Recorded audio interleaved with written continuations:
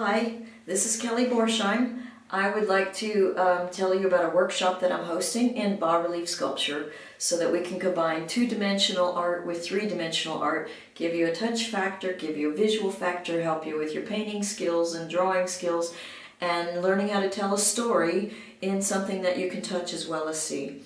So we're going to start off in Florence, Italy. We'll meet on June 8th, and we'll go look at the Gates of Paradise and some other great examples of bas-relief sculpture in the wonderful Renaissance city of Florence.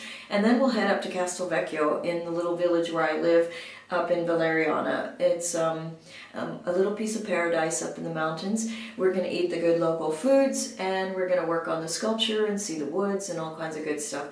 I hope you'll join me. Our projects will be small so that you can take them home easily. We'll do either a project like this that I've selected for you, which has a figure and some architecture, and it's small enough that you can carry it home with no problems, and I'll help you with all of that, of course. And I'd like to see you here, and let's work on some art in paradise.